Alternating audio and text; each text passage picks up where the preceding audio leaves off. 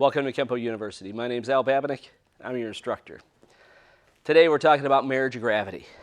So the definition from Mr. Planis' site, from parkerplanislineage.com, is your body weight dropping with a strike on a vertical plane.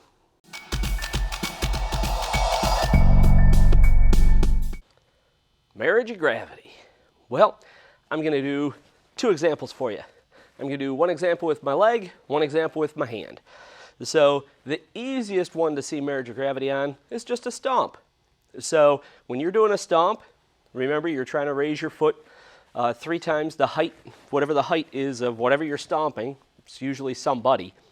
So when you're doing a stomp, your body weight is going to drop with the strike on the vertical plane. So the strike happens to be a stomp in this case, but you saw my body weight dropping with it.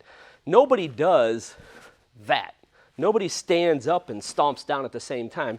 You could see it cancels each other out. So the body weight wasn't dropping with the strike, my body weight was going up. So that wasn't marriage of gravity. All right? So that's the easy one. And the next one, pretty easy also. I'm going to do delayed sword. Now, delayed sword, it's written against a grab. It can be done against a punch. And people seem to think that different things are going to happen when you're doing delayed sword. I'm going to give you my interpretation of it. Whether this is how you do it or not doesn't make a difference. I'm just showing the point on marriage of gravity. Okay? So, delayed sword. You're standing here. Now, your hands could be down. Your hands could be up. Me personally, I'd be like, hey, I don't want to fight you. So I like starting with my hands up and framing so that they're going to punch me towards the face. If I have my hands here, they're not going to do roundhouse punches because they're going to run into my hands. But I'm giving them a target straight down in my face. Now I'm doing it at a little bit of an angle just so you can see everything that's going on. So I'm going to the corner. So I like to go, hey, what are you doing? Because my hands are up, the guy's trying to fight me. So you step back with your left foot, you do a right inward block, and your block hits and chambers. So remember, you never block, cock, or check as a separate motion. So you can't go hit and leave it there and kick and then bring it back and chop. That would be adding an extra move, and that would make you slow. Okay? We don't want to go slow. We want to go super fast. All right? Speed's an illusion, but all you have to do to make that illusion is cut out all the extra moves that most people do. So, hands are up.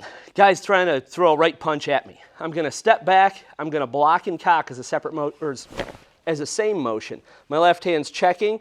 When I get my kick, and this is where people think different things are happening, I get my kick. I really don't cat back. I just pull my foot back just enough to get a kick to the groin. All right? Now, when you're kicking somebody in the groin, one of the other rules that we have is, well, I'm following a few rules.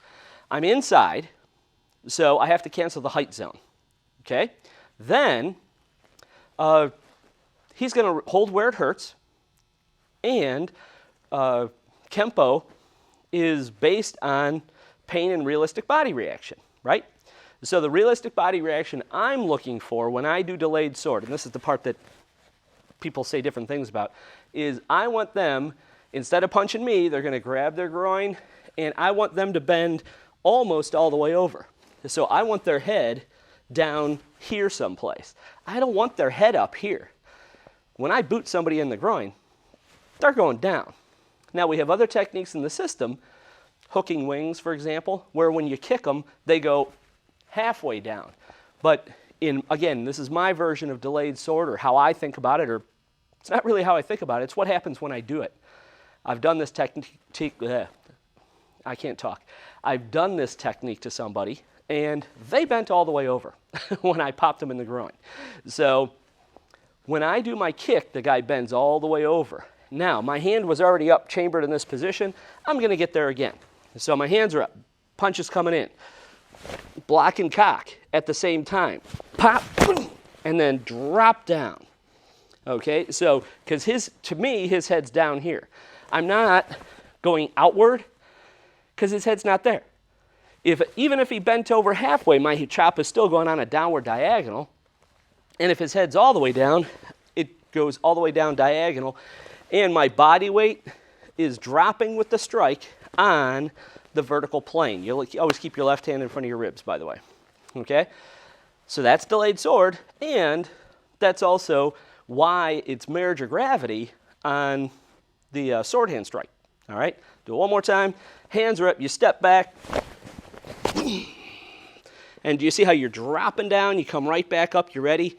Personally, I like to drop down, chop, grab the guy, and give him a few knees. And if you do that, that also makes sure that your foot wasn't turned facing a different direction. If you could just throw knees right at the guy, your foot was going right, the correct way.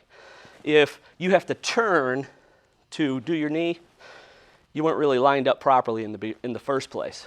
So, but the marriage of gravity is the sword going outward, downward, diagonal, and it's hitting to the soft part of the neck and back, and that's marriage of gravity because it's dropping on a vertical plane with the strike, my body weight.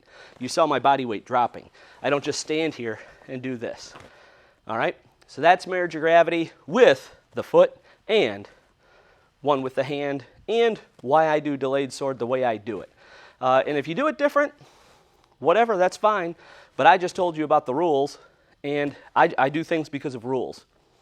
Okay? So I just follow the rules.